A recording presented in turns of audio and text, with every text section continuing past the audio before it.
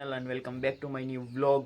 તો અત્યારે આમ જો સવારના કંઈક ને 7 વાગી રહ્યા છે અને અત્યારે હું મસ્તીનો નાહી ધોઈને તૈયાર થઈ ગયો. નાહ્યું તો નથી પણ હાથ મોઢું ધોયું અને મોઢું ધોઈને બ્રશ કર્યું. તો કંઈ વાંધો નહીં, અત્યારે જવું છે આપણે કામ ઉપર. તો હાલો જતા આવીએ, કારણ કે કામ તો કરવું જ હોય. બાકી કામ ધંધો નહીં કરીએ તો એકચ્યુઅલીમાં ભાડે ગાડી લીધી 13,000 મહિને ભાડું છે એનું, તો એ નહીં ભરી શકીએ આપણે. એટલે ટૂંકમાં હપ્તો એ ભાડે જ કહેવાય ને યાર. બાકી હમણાં 1-2 હપ્તા નહીં ભરીએ એટલે વહી જાય ગાડી, એટલે ભાડાની હોય એટલે કેમ વહી જાય. તો એવી રીતના હોય આમાં રાઉન્ડ ફિગર બધું આવી રીતના હાલતું હોય. આમ તો ગાડી હજી ખાલી ઓહરીમાંથી નીચે ડેલીમાં કાઢી ને તો પેલા પગ મમ્મીએ આપી દીધું આપણે દહીણું. તો ગાડી લઈને જાય ત્યાં મૂકતો જાય દહીણું. તો ગાઈસ ગાડી બહાર કાઢી લીધી, મારા ભાઈએ કાઢી દીધી. એને ગાડી ઓછી આવડે એટલે એને એમ થાય ને કે એક્સાઇટમેન્ટ કે નવી નવી ગાડી છે, આપણે હું કાઢી દઉં, હું ઓલાવું, એટલે એક્સાઇટમેન્ટ બહુ વધારે થાય. તો એને કાઢી દીધી. તો કંઈ વાંધો નહીં, હવે જઈએ આપણે કામ ઉપર. તો એક દોસ્તાને આપણે લેવાનો નરસન ટેકરીથી, તો લેતા જાય એ નહીં, કારણ કે આપણું સારું થાય તો આપણે બીજાનું સારું કરાવીએ એવું કંઈ નથી. તો ગાઈસ આ પેટ્રોલ પંપે મેં પેટ્રોલ પણ નખાવી લીધું. આમ જો કાંટો અત્યારે અહીંયા પૂગી ગયો. તો ઠીક છે યાર, પેટ્રોલ નખાવી લીધું એટલે હવે કંઈ ઉપાધિ નહીં અને વ્યૂ જવું થાય. મસ્તીનો સૂરજ આમ ઉગે છે જતી જસ્ટ.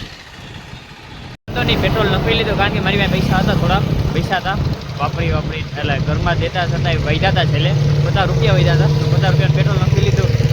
તો ઠીક છે, એટલે હું પછી વાંધો ના આવે યાર, ગમે ત્યાં જવાનું થાય તો ઉપાધિ નહીં યાર એમરજન્સીમાં.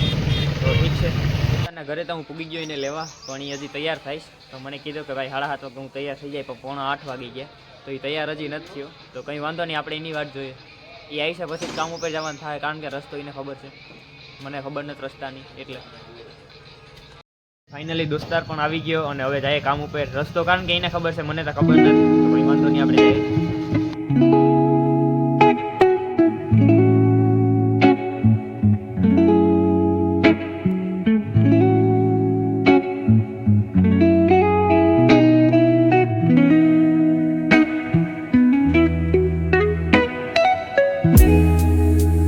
ફાઇનલી લોકેશન ઉપર પૂગી ગયા. દોસ્તારે રસ્તો બતાવ્યો એના ઉપર. આમ જો આ જડેશ્વરના મંદિરે જ છે આપણે અત્યારે. તો હું દોસ્તાર પૂગી ગયા અને થઈ જાય મસ્તીનું કામકાજ. તો એની તો ઉપાધિ નથી. તો કેટલા માણાનું હોય કે આવશે એ તો પછી ખબર પડે આપણે, તાત્કાલિક કંઈ ખબર ના પડે.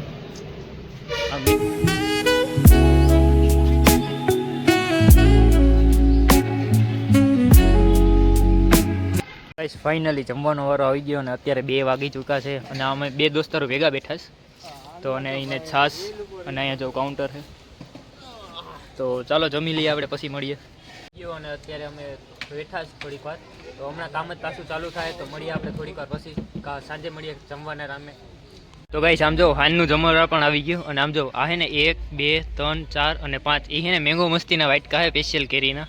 અને આ રીંગણા બટેટાનું શાક છે અને રોટલી પૂરી છે અને આ મગ છે. તો ચાલો જમી લઈએ આપણે. ખાવા પીવાનું થઈ ગયું અને હવે જવાનું છે ઘેર. અને 9:30 વાગી ગયા. અને ટ્વિસ્ટ એ છે કે યાર મેંગો મસ્તી છે ને આપણી ફેવરેટ લિક્વિડ છે.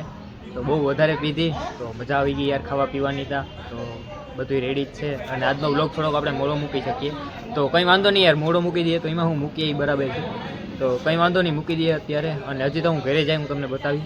અને દોસ્તાર કહીને ટફન ગ્લાસ લેવું, તો ટફન ગ્લાસ નખવી લેવું એના મોબાઈલમાં. તો હાલો જતા આવીએ કે તો. અને દુકાન ખુલ્લી હોય તો જોઈએ, હાલો હવે તો જાય પછી. બાકી મજા આવી ગઈ યાર ખાવા પીવાની યાર. તો કારણ કે કેટરેસની જોબમાં છે ને એ જ મેન છે કે તમે આવો, કામ કરો અને ખાઓ પીવું. જેટલું તમારાથી ખવાતું હોય ને એટલે બધું ખાઓ પીવું. તો બસ ઠીક છે યાર બધું. ફાઇનલી દુકાન ઉપર ઉભી ગયા અને ટફન ગ્લાસ હમણાં આપણે નાખી લઈએ. અને મારા ફોનનું કવર જોઈએ, જો મળી જતું હોય તો ઠીક છે, ના મળે તો વધારે સારું. બાકી ફોન પડી જાય યાર બ્લોગ ઉતારતા તો ખોટું દિક્કત આવી જાય. તો જોઈએ આપણે મળી જાય હમણાં. તો કંઈ આમ જો આપણા ફોનના 4 જ પીસ છે, પણ આપણે ગમતા નથી. તો કંઈ વાંધો નહીં, નથી લેવા આપણે. અને આ ફોનમાં ટફન ગ્લાસ નાખી દઈએ હમણાં. તો કંઈ ફાઇનલી ટફન ગ્લાસ નાખી લીધું આમાં. અને હવે જઈએ ઘેરે આપણે. અને હકીમી મોબાઈલમાં નખવા આવ્યા હતા, કારણ કે મેં જોઈ નથી. તો આ જોઈ લીધી અને નખવી લીધું આપણે દોસ્તારના ફોનમાં. આપણા ફોનમાં તો કંઈ મળતું નથી, કવર નથી મળતું અને ટફન ગ્લાસ નથી મળતું. તો કંઈ વાંધો નહીં, આમ જોવા હકીમી. તો હવે જઈએ આપણે ઘેરે. તો બહુ થઈ ગયો ટાઈમ, એવો ઓવરલોડ થઈ ગયો. અને ઘેરે પૂછતા હજી વાર લાગશે. તો હાલો જતા આવીએ હવે. ઘેરે તો જવું જ પડે, નકર તાલી છે નહીં. હાલે ભાઈ ફોન. તો ફોનનું વેલ્યુ ધ્યાન રાખી. અને ભાઈને એક આઈફોન જોયો મેં, તો કે આપણી બજેટની કામ આપણે દિમાગની બહાર હોયો જાય. અને આમ જો અહીંથી ઠેકવું પડે અમારે, કારણ કે સામે ગાડી રાખી. અને આમ જો ઠેકવામાં એને ધ્યાન રાખવું. કહું જલ્દી ભાગીને નીકળી જાવ, નકર આમાં ખોટું એક્સિડન્ટ થાય. તો મળીએ ઘેરે આપણે. તો હતું ખાલી મારી મારા દોસ્તારની ખૂબી. મોબાઈલમાં હોય કે કવર લેવું આપણે, તો અમે પાછા આવતા રહ્યા. રોડ ઠેકી ગયા હતા અમે માંડ આજુબાજુમાં જ હોય, તો કંઈ વાંધો નહીં, પાછા આવતા રહ્યા. કારણ કે લેવું પછી કાલ તો આવતું નથી પાછું ભેગું થઈ, તો લઈ જ લઈએ. હવે પાછા પૂગી ગયા દુકાને, હકીમી દુકાને જ આવ્યા આપણે.